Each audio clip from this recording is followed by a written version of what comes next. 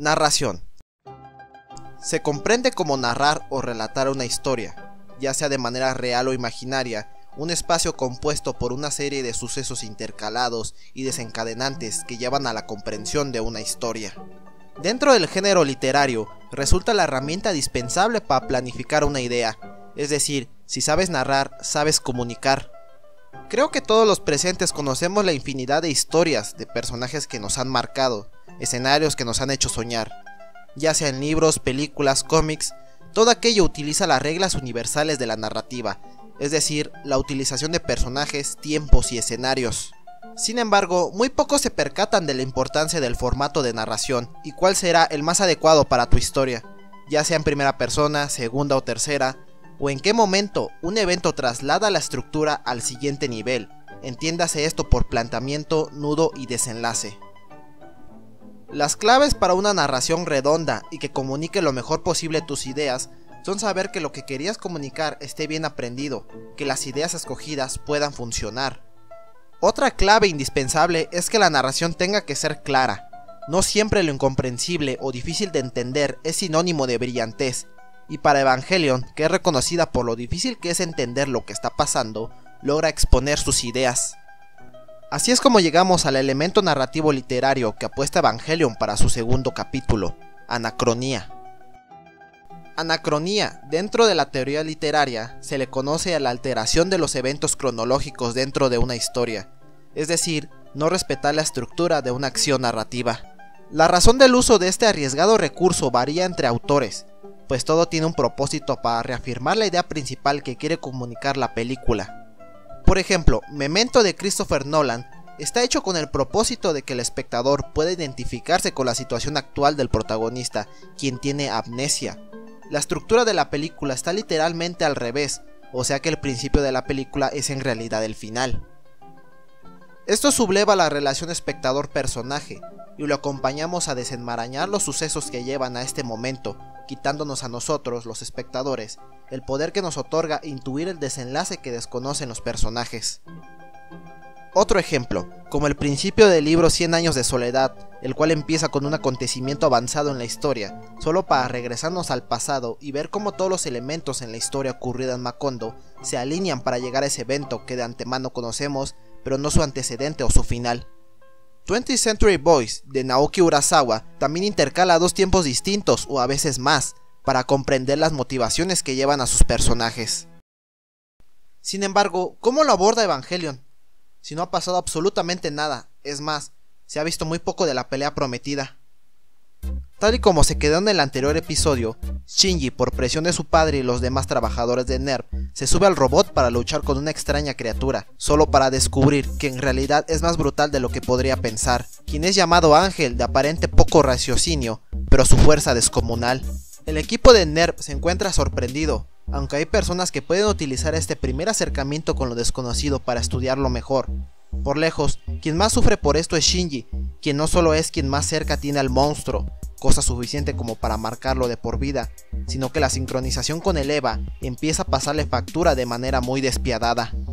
Es cuando Hideaki Anno utiliza un recurso que será muy común durante todo el transcurso del anime, y que por cierto es una de las reglas indispensables, no solo del cine, sino de cualquier material audiovisual, y es, no cuentes, solo muestra. Los colores, como si se trataran de un negativo de película, acentúan la situación de sumo terror que está experimentando Shinji. Cuando se está tomando del brazo, nos comunica el dolor que debe estar sintiendo en ese momento, y por si fuera poco, al ver esta escena, se convierte en un sentimiento inefable para el espectador, un dolor tan grande que muy pocos de nosotros somos capaces de entenderlo, pues nadie ha experimentado semejante torcedura, ¿verdad? O que el ángel, antes de mostrar otro de sus ataques, segundos antes enfoca el ojo derecho de Shinji, solo para inmediatamente ser atacado ahí mismo, y para colmo, recibir una perforación en dicho lugar. Y es entonces cuando este primer acercamiento a la carnicería de las batallas que el director quiere comunicar, es cortado de manera abrupta. Shinji despierta en un hospital, cuyo color que más resalta es un blanco que comunica tranquilidad. Tanto Shinji como nosotros no estamos seguros de lo que acaba de pasar. La diferencia con esto es que los gestos de Shinji comunican algo más. Él tiene el recuerdo de lo ocurrido, pero nosotros aún no. El hospital se trata del escenario opuesto al que acabamos de ver. Es obvio que la quietud sea el elemento que más resalte. Sin embargo, si de sonido se trata, es la primera vez que escuchamos un constante sonoro en el anime. El sonido de las cigarras, que siempre están para acompañar la quietud del momento.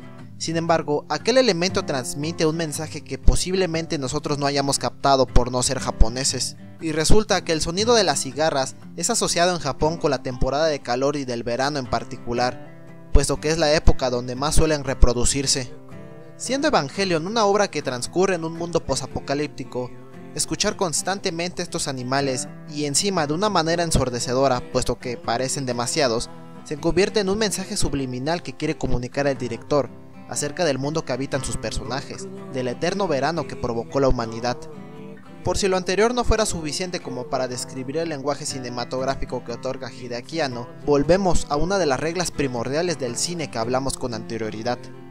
Shinji se mira el brazo, no dice nada, pero la concentración que lo otorga nos rememora aquella sensación de dolor que experimentó. Cómo los pasillos permanecen silenciosos y la luz entra de manera evidente, apologizando algún lugar eclesiástico o algo por el estilo. O como más adelante, cuando se encuentran con su padre por primera vez después de la pelea, desvía la mirada, revelando que el único a quien le echa la culpa de su posición pasada y actual siempre ha sido su padre. Por si eso no fuera poco, los diálogos de los demás personajes, quienes hablan en absoluto de Shinji, dejan claro la poca importancia que pueden tener de él o cómo puede estarse sintiendo. Evangelion es una obra sin un antagonista definido, y a pesar de que no sea regla primordial para construir la narrativa, se tiende a escoger a una persona o a un grupo cuyas ideologías contrarrestan con otro sector de personajes.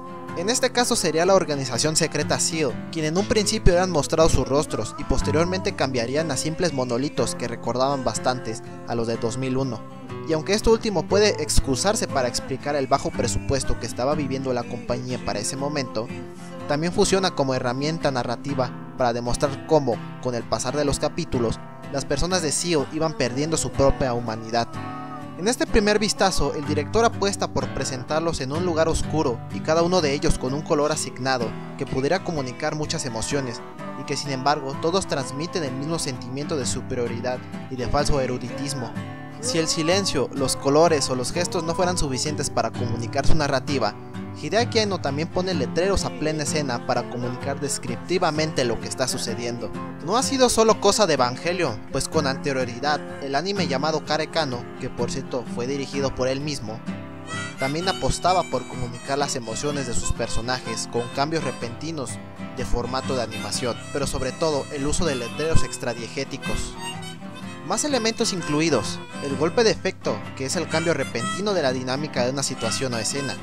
Este segundo capítulo es experto en demostrarlo, desde lo anteriormente expuesto entre la escena de la batalla y del hospital, hasta aquella en la que de manera abrupta Misato decide que Shinji vivirá con ella. Es entonces cuando tenemos el primer vistazo de la opinión de los ciudadanos de Tokio 3. Mientras Misato y Shinji están comprando en el supermercado, se puede apreciar un par de mujeres hablar de los eventos de la pelea de anoche, sin saber que el piloto de quien hablan está a un lado de ellas, y más adelante, qué estragos que sin querer provoca Shinji en el resto de los ciudadanos. Hablando de Tokio 3, en la historia del anime, luego de la destrucción del Tokio original, se tuvo que crear otros dos, siendo este último el elegido como la capital y el principal escenario de los combates. Ese primer vistazo a una ciudad desolada nos muestra el contraste de la miseria con un alto nivel tecnológico, una literal ciudad fortaleza preparada para el combate que hace sentir estar viviendo más en un ring de peleas que en una ciudad en sí. Además, evidentemente más pequeña de lo que podría estar el Tokio de verdad, aunque reflejando que apenas está en constante crecimiento para alcanzar la magnitud del primer Tokio. Cuando por fin llegamos al departamento de Misato, nos topamos de que, a pesar de que también está recién instalada, su casa es un completo desastre, y aquí hay dos conceptos a destacar. En primer lugar, de que de manera cómica se maneja el desorden y la preocupante cantidad de botellas de alcohol que tiene, mismo que mutaría en un problema para el personaje más adelante. Segundo, que la manera de presentar el desorden de la casa y basándose en la cultura japonesa, Misato estaría haciendo a lo que llaman gomiyashiki, que es donde la persona se rehúsa a tirar sus desperdicios, y al parecer es una práctica común en las grandes ciudades, y realizada por personas que viven solas, por lo que pensar en las razones por las cuales Misato haya considerado vivir con Shinji no suenen tan descabelladas y podría ser para no tener que enfrentar su soledad. Aunque apenas lleve una noche en el departamento, hay que decir que aquello se convierte en el principio del quiebre de Shinji como individuo, pues se trata de un escenario que constantemente lo ataca de una u otra manera. Por ejemplo, el hecho de que el calendario de tareas sea tan injusto para él. Y hablando de esto, existe una imagen que curiosamente revela un paralelismo entre Misato y el ángel, como si quisiera comunicar la misma sensación que debe sentir Shinji cuando se siente atacado. Luego de haber acabado de ducharse y haber cenado, Shinji se propone irse a dormir, pero los recuerdos de su nueva vida se lo impiden. Hay algo que la atormenta, y es entonces cuando el espectador es recompensado con aquello que ha rondado por la mente de Shinji todo este tiempo. Se puede apreciar la segunda parte de una batalla, donde una vez más, Evangelion demuestra que las peleas no son el foco del atractivo del anime. Más que gratuitos espectáculos de acción, son elementos que ayudan a mover a los personajes, pero desde su interior.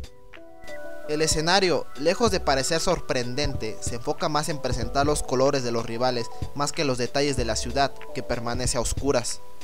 Y a pesar de que Misato felicita a Shinji por haber salvado el día, en el fondo, tanto el protagonista como nosotros sabemos que el triunfo es falso. En realidad, Shinji no ganó aquella batalla, es más, ni siquiera supo qué fue lo que pasó. Sabrá por primera vez en toda la serie que los triunfos en este mundo no son méritos suyos, sino de las mentes macabras de quienes orquestan su destino.